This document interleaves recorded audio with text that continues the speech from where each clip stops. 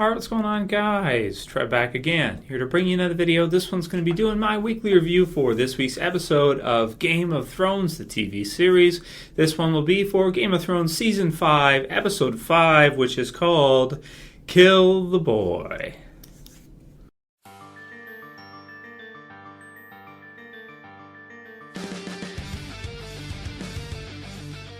Okay, and spoiler warning, if you guys have not seen Kill the Boy yet, you're going to want to watch it before you watch this video. So, it was quite the wait. It was a double-edged sword for people that watched the leaked episodes. You guys know my opinion on it at this point. If you pay for HBO, you're supporting the show, you're paying for it anyway.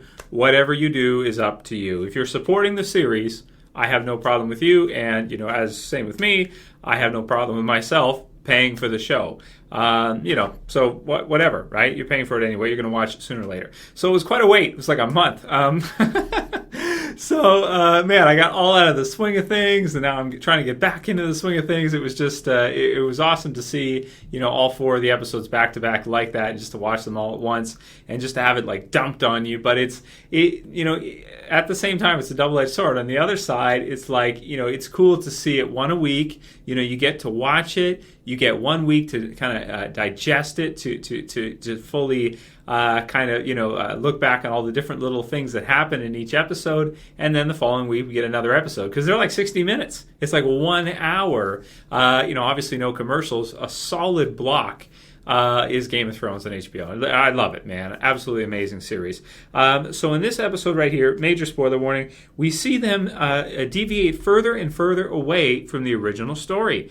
And just to say all in all, I like it a lot, man. I mean, I was talking about this a year or 2 years ago, that if they make it exactly the same as the books, anyone who's read the books won't be as excited as they would be had they be doing things a little differently. And it's like, voila, here we are, and it's like they read my mind. This is exactly what they're doing. They're changing up a lot of the things in the story that I won't get into in case anybody wants to read the books. But at this point, it's getting to the point where now in season 5, I feel like, you can enjoy both stories separately. You can enjoy A Song of Ice and Fire because it has more characters and it has different things happening and it has, just all kinds of different stuff at around this time from the TV series. And the TV series, too, is enjoyable as well. You have focus on different characters. You have different things happening in Season 5 and probably onward until it finishes, to be honest with you.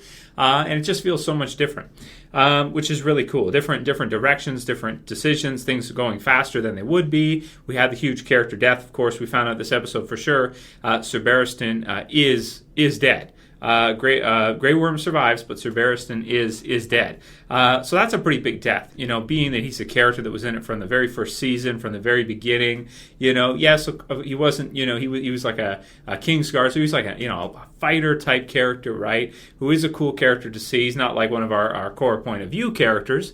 But at the same time, he's been there all the way through, and he's been an awesome character all the way through, and that was a pretty sad death, especially the way, as Daenerys says, the way he was killed by a bunch of cowards, ganging up on him with daggers in an alley.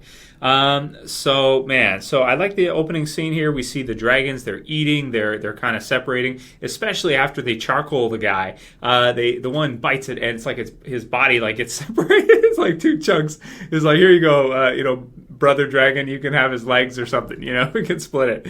Oh man, that was really cool. So you can see what's happening with the masters there, and we get the sense. Now that's a weird one right there, that she plans on marrying the master that she had there, who it seemed like she was almost ready to kill there, Valar Morghulis, all men must die. So, prior to that. So I like that. That was an interesting direction. It's cool.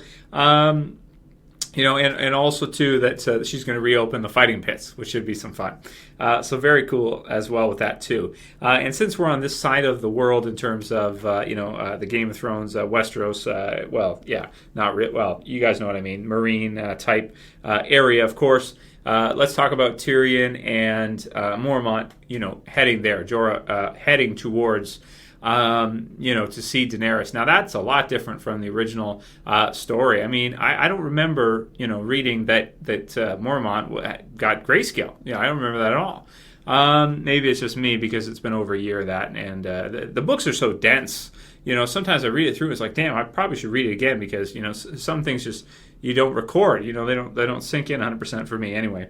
But yeah, so he gets grayscale, which I like that reveal at the end. I thought that was pretty cool, and I like that the two of them are kind of working together now. They kind of see where each other's at, and he cuts him free, so that was cool. So their group, right? Like, I mean, just the two of them. I'm really excited to see how much the story is the same as it was in A Song of Ice and Fire, and what's different, whether or not Tyrion and Mormont will make it to Daenerys before the end of this season. Those of you who have been into spoilers and stuff, you may know the answer to that already. I don't want to give it away in this video, even though I know it as well. I try to dance around future spoilers for stuff. Even though we talk about what did happen in the episode, I try to dance around further events because some of the things we know will happen. So pretty cool. So that was good as well too. And then of course we had the stuff at the wall, and we had the concentration with the Boltons, of course, and we could see just the start of Stannis. One of my favorite characters in the entire series, right up there with Tyrion. Stannis is always involved in some awesome stuff. Like he is just. Man, he's always involved in some really cool battles. So I'm really looking forward to see what happens with Stannis and the Boltons. Really set up well from earlier on in the series, of course. If you look way back, we meet Stannis and everything, and we get the idea he's a hard man. Like even look at Davos's hand and that, right? So he is, right? The Onion Knight. It's fun. But, at the same time, he is like our hero right now, even though there's no 100%. Everybody in A Song of Ice and Fire has levels to them. Nobody is I guess I shouldn't say 100% good. Eddard is pretty much 100% good, but everybody has, parts of them, right? So you have Stannis. Yeah, he'll light some people on fire for what they're doing. And maybe he could be a little bit more lenient than lighting a live man on fire, so he doesn't give any kind of mercy or anything. But in terms of bringing vengeance for earlier on in the show and what happened to Robb and the Starks, he's our man right now. For us Stark fans, Stannis is the man. Stannis the manest right now, So excited to see, hoping to see that in season 5. I mean, we're halfway, right, through season 5 now. And I'm interested to see how much more is going to be packed in. Are we going to see that battle? Is that like finale-worthy type stuff? I could certainly see that being like our finale type battle, at least that being part of it, because I'm sure we're going to see some other stuff at King's Landing, which we didn't get to see any of this episode, and I did kind of miss, because I do like to actually see the Lannisters, even though I kind of hate Cersei. At the same time, I feel like I kind of respect her in a way, as twisted and sadistic as she is. I kind of respect her too a little bit. I like to see the characters though and see what's happening at King's Landing. It's all bright and sunny and everything's beautiful. Then you see the north and it's like all dank and dark, and everybody's got really dark hair, and Brienne sticks out like a sore thumb. Everyone's got like the brown and the black and everything, and it's all just so dark and no light or anything, right? So really like the stuff with the Boltons, and we got to see Reek and Sansa reunited again as Miranda. That's exciting to me as well too, to see what's going to happen between Miranda, Sansa, and Ramsay Bolton. I guess we should call him Bolton now, or Snow. Neither one's incorrect, but Ramsay Bolton.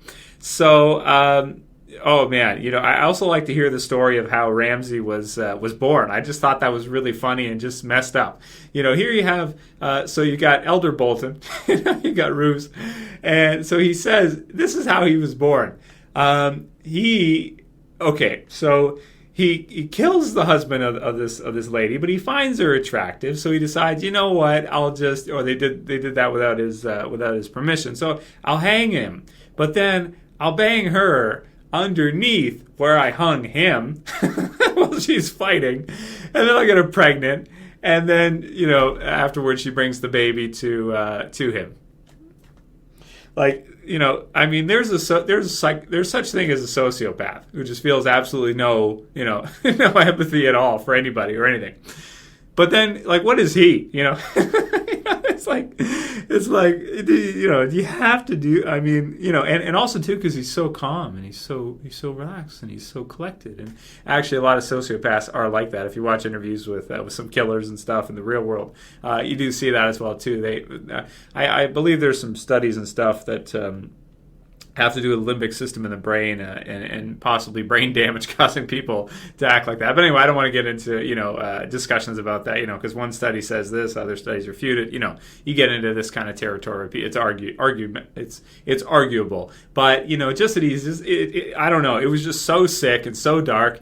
And just, he's just sitting there, he's eating, he's telling them the story as if it's like, how is Ramsay supposed to feel about his mother, knowing that he was born from rape, basically? He wasn't born from love. He was born out of rape, man.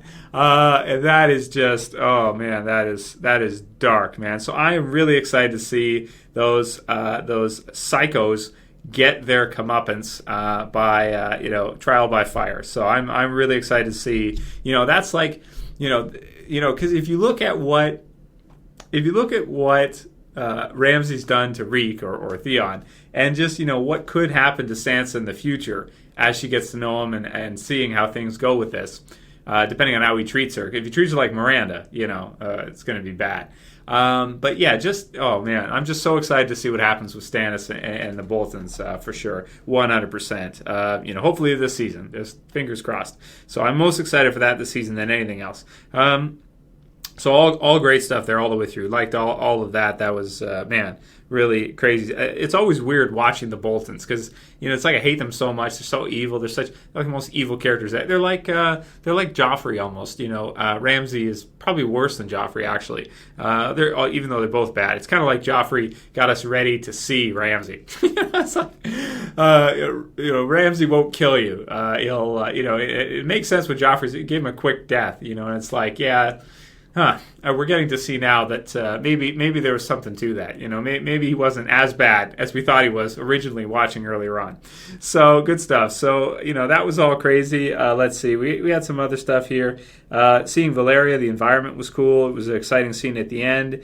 And we had some other scenes. Okay, so you've got at the wall, Jon is heading to with Tormund to try and garner a peace here because he pretty much realizes that they don't have shit. Once Stannis leaves, they are just like a small group and they are not prepared for what's happening. So the most logical or best choice is to garner peace with the Wildlings and try to work together. So probably under King Stannis' rule, if push comes to shove, I'm sure they would back Stannis, I would say, for what's happening there in the north. So I think I'll call it there for my review. It was another great episode. I'm going to give it a 9 out of 10. Awesome episode. Really been loving Season 5 all the way through. It's been awesome. Season 4 up until now is my favorite season of Game of Thrones. So we'll see how Season 5 ends and whether or not it takes that crown. Getting to see Oberyn versus the Mountain was one of the most exciting things I've ever seen in a TV show. So, and also the trial by combat and everything. Even just the stuff with Tyrion while he's on trial and that. So let me know what you guys think, how you're enjoying Season 5 versus some of the other seasons. Write your favorite season below and let me know what you thought about the episode. Let me know what you think about the changes and what's going on. What's same, what's different, how do you feel about it, and what are you most excited to see as the season goes through. Anyway, that's all I got to say for this week's episode. Kill the boy, become the man. If you guys liked it, go ahead and thumb it up below. Please do. Please like it. I would appreciate it. Thumb up. And if you want to share it, favorite it below. Also appreciate that as well. And if you're new and you want to subscribe, at the bottom left, go ahead and click the subscribe. Do reviews for every episode of Game of Thrones, and we'll do so probably until the end of the series. That's it for this one, guys. I'll see you for the next one. As always, it's Trev saying peace. I'll see you guys later.